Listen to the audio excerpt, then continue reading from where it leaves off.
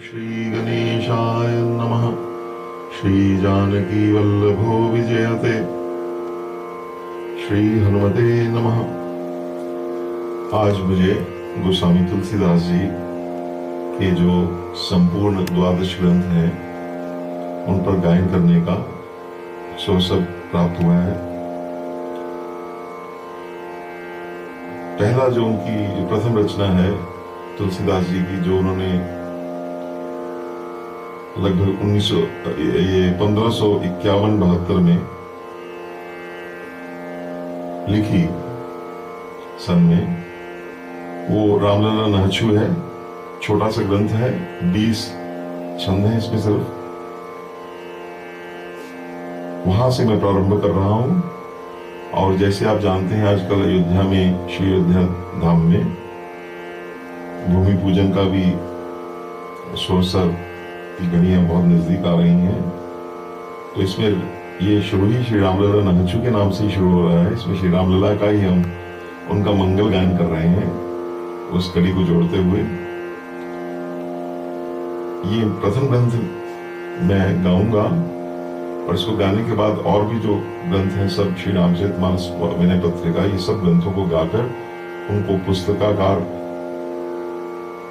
रूप देने की भी भगवान की जैसे प्रेरणा होगी, ये सिलसिला चलता जाएगा। तो ये जो श्री राम लला नहचु ग्रंथ है, ये तुलसीदास जी के श्री रामचरितमानस और जानकी मंगल, जो विवाह के जो प्रसंग है, उसके बीच की कड़ी है। लला जो है रामलला आप समझे, लला हमारे अवध में लला प्रेम से बोलते हैं अपने बच्चे को, जैसे बेटे अरे लला, वो एक प्रकार वो है। इसलिए भगवान श्री राम को यहाँ पे रामलला, छोटा बेटा रामलला बोले, वही रामलला विराजमान है अयोध्या में। तो ये सोर छंद में गाया गया है। सोर छंद विवाह का, सोर का मतलब विवाह का गीत, मंगल गीत जो होते हैं। ये जन्म में भी नहचु गाए जाते हैं और विवाह में भी मंगल अवसर पे गाए जाते हैं। तो इसमें हो शब्द लगता है और सब लोग वो लगाकर उसमें जो प्रधान गायक है उसके साथ हो बोलते हैं। ये ग्रंथ की पहले मैं एक छोटी आपको घटना बता देता हूँ, रोचक घटना है। गोस्वामी तुलसीदास जी अभी लगभग 22 साल की उनकी आयु रही, लेकिन उनका अयोध्या में बहुत प्रसिद्धि थी। उन्हें कहीं विवाह में निमंत्रण मिला, तुलसीदास जी वहां जाते हैं विवाह में। तो वहां जो स्त्रियां, जो ग्राम स्त्रियां, वो मिलकर विवाह के गीत गा रही थी, पर उसमें घोर श्रृंगारिक शब्दों का प्रयोग हो रहा था। वो उसको सुनकर तुलसीदास जी को बहुत ठेस लगी हृदय को कि कहाँ ये पावनी अयोध्या भूमि और कहाँ ये विभत्स श्रृंगार के शब्द। तो वो उनको बड़ी पीड़ा हुई हृदय में, कुछ कहा नहीं, उठने लगे। तो लोगों ने देख लिया कि तुलसीदास जी को ये अच्छा नहीं लगा, व्यथित हो गए तुलसीदास जी।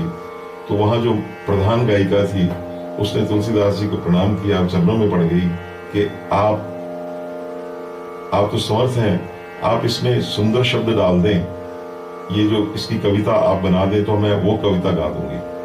तुलसीदास जी जिस सोर छंद में वो जो विवाह गीत गाया जा रहा था, उसी में वो आशु कवि कहते हैं, जो उसी समय कविता की रचना करते हैं।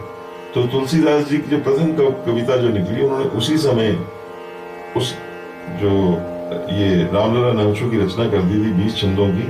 और उसी समय उस स्त्री ने, वो जो गाने वाली स्त्री थी, उन्होंने उसको गा दिया और तब से ये सारे प्रचलित और प्रसिद्ध हो गया। तो ये इसकी इतिहास है। अब हम आते हैं कि तुलसीदास जी ने जो ये रचना जो ये इसको रचा, रामलला नहचु रामलला से आप समझ गए, राम भगवान राम, लला मैंने उनको प्रेम से संबोधन पुत्र के रूप में। तो नहचु दो शब्दों को मिलकर बनता है, नख प्लस शुर, नख काटना। ये एक मांगलिक एक रस्म है जो कि विवाह से पहले या यज्ञोपवीत के समय होती है। विवाह से पहले जो नाइन है जिसको हमारे इसमें संस्कृत में नापिता बोलते हैं, वो सब वहां पे जब दूल्हा सज रहा है उसके पैरों के हल्का सा एक नाखून काटती है, मतलब कहने का मतलब विवाह के लिए उसको तैयार। और मैं भी इसीलिए आज ये इस वेश में, विवाह के वेश में, मंगल वेश में मैं आपके सामने आज विराजमान हूं, ताकि ये विवाह का मांगलिक अवसर है उसको उसी प्रकार से गाया जाए। तो उस समय दूल्हे का स्नान और श्रृंगार होता है। ये प्रसंग इस प्रकार से ये रामलला नाचू का पूरा प्रसंग गाया गया है कि कैसे वो मंडप सजा है, मोती मणियों की झालर लगी है, चारों ओर सोने के खंभे हैं, मध्य में सिंहासन है, गजमुक्ता हीरे मणियों की चौक पूरी गई है और मंगल स्नान हुआ है। क्योंकि आपको स्मरण होगा कि ये उस समय जब ये श्री राम का विवाह जनकपुर धाम में हुआ, तो इसकी थोड़ी सी जो इसका कथा वस्तु है वो श्री रामचरितमानस से थोड़ी मेल नहीं खाती। इसमें तो कौशल्या माँ का भी वर्णन है, पर ये वहां पे ऐसा कहते हैं कि जनकपुर में ही पूरा अयोध्या धाम बना। और ये जैसे तुलसीदास जी को वो तो जो उनको उस समय दिखा, जिस कल्प की कथा दिखी, उन्होंने उसको वैसे वैसे वर्णन कर दिया। तो राजा दशरथ का वो जो जहां बैठे हैं वहां करोड़ों बाजे बज रहे हैं, शोभा वर्णनातीत है, हरे बांसों का मंडप है, मनियां लगी हैं, मोतियों की झालरें हैं, और उसमें मणि दीपों के प्रकाश में, खूब प्रकाश में श्री रामचंद्र जी बैठे हैं।